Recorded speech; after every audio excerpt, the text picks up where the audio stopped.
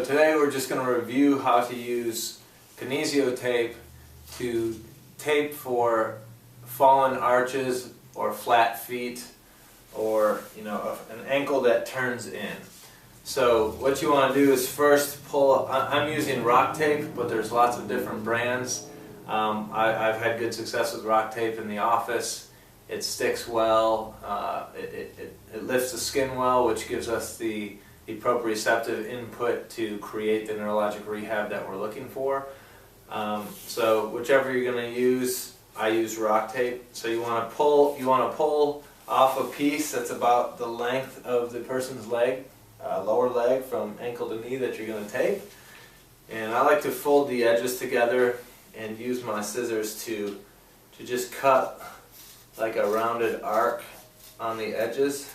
That way they're not going to fray and peel back as badly, and you may help it stick longer. Okay? So what we want to do is expose the leg. My leg's hairy. You would want to shave the leg ideally. I'm not going to shave mine because I don't have the problem. This is just a demo video. But if it's a male, you probably want to shave the leg so that it sticks better and you get the benefit for longer. The hair will cause the tape to let go and not have the benefit we're looking for. And so what we want to do is basically, if someone has a fallen arch or flat foot, they get this medial deviation of the ankle down here. And I don't know if you can see that on the video, so I'll lift it up. But you get this medial deviation, which long-term leads to internal diving in of the knee internally. So a fallen arch, flat foot can impact the knee, impact the hip, and ultimately the low back because of the biomechanical issues here. So what we want to do is we want to tape the foot in a position that is opposite of the internal rotation there, or the flat foot, the falling in. So we want to take the ankle and tape it here. Okay, and here, not so much here or here, because if we have it right here in the middle but kind of in an everted position, we're kind of midway between the tibialis anterior, which you can see this tendon right here. That tendon goes under the arch and kind of looks like your hand under the foot, and that helps lift the arch. So we want to be kind of mid-tone there, and then the posterior tibialis comes around and does similar insertions as well. So this would be more posterior tibialis, this would be more tib anterior. So we want to kind of go right in the middle there so that we're getting tonal activation of both of them with the tape. And what we're going to do is tape kind of a half stirrup. So we want to start with one end of the tape on the outside of the foot like this, and we're going to kind of make a stirrup with it, come under the arch, and then come up around the front and go up the tib anterior there. That's one way to do it.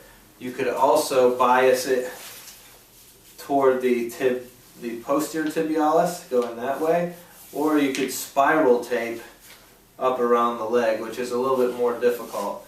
So what we'll do today is just the half stirrup with the tib anterior, and we'll go from there. So first thing you want to do is rip the tape here at one end, and you'll notice that this tape is very stretchy.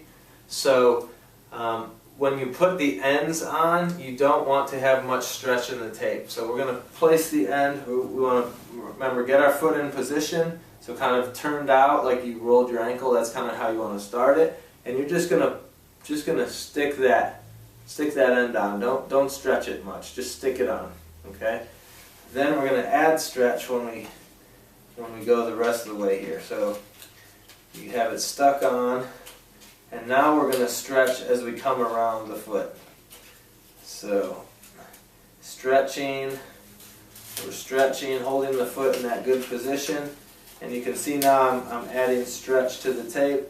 As you go, you want to stick it to the skin. Again, leg would be shaved. And I'm stretching as I go. Oop.